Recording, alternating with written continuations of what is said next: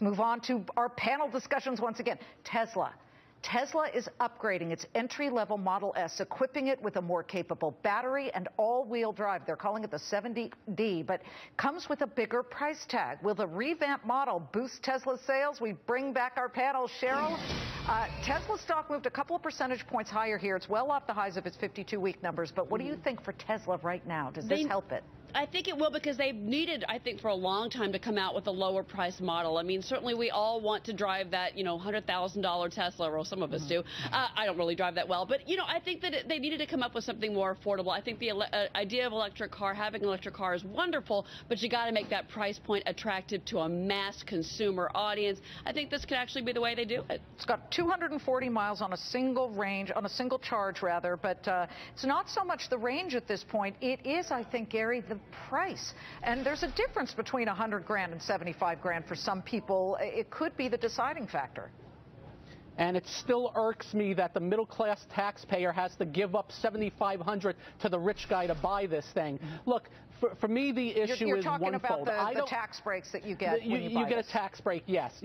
I just think the biggest issue is there is a limited market for electric cars. That's why they give out these subsidies, so you buy more, and especially at these price points. Look, I think they'll cars because of it, but I don't think it changes Tesla's trajectory, and they're still not really making any money off the cars either at this point in time.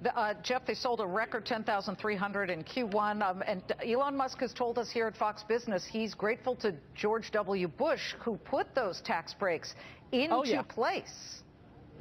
70,000 obviously is significantly less than 100,000. I'm not sure how much this is going to really turbocharge their sales. I'm more looking for the model they're coming out with next year, which is around 35,000. That's going to really appeal to a totally different demographic. I think you're going to see potentially a lot more market share gain when that model comes out. Well, my 10-year-old wants one right now. Very, one goes by and he looks at it. Okay, the electric car is just one of many threats to oil. Prices sinking 6.6% today following a surge in crude prices and crude supplies, rather. It was the biggest build in crude supplies, Cheryl, in 14 years. This is only getting worse for the price of oil, better for the consumer. I think it gets better for the consumer. It's better for the economy all around. I mean, no one wants to see gas prices go up, and frankly, the U.S. economy needs a break like this, and I'm really glad that we're getting one, especially going into the summer driving season, because this will help so many things. The tourism industry, restaurants, movies, I mean, all the things that we drive to. It's going to be a really good thing for the U.S. economy over the summer. Yeah, it depends on the day, because sometimes you start to see energy bringing the entire stock market down. But Jeff, net a positive, but how much lower does oil really go here? If the builds continue, even as we're cutting back on rig counts, this isn't a good sign for price of oil, for at least people who want it to be a little bit firmer. Yeah, it's always about supply and demand, and the more supply that's out there, obviously we're going to see volatility and potentially lower prices. But while this does a cheaper gas price is good for consumers in certain parts of the country, also you got to look at areas like Texas and Louisiana, where you have the huge oil industry right there, the manufacturing plants. Those people are they're right-sizing their companies, losing jobs. So I would say, though, I saw an interesting stat.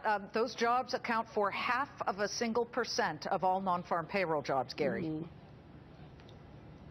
I couldn't hear that. The oil jobs account for 0.5% of all non-farm payroll jobs. I mean, it doesn't hurt any less, but.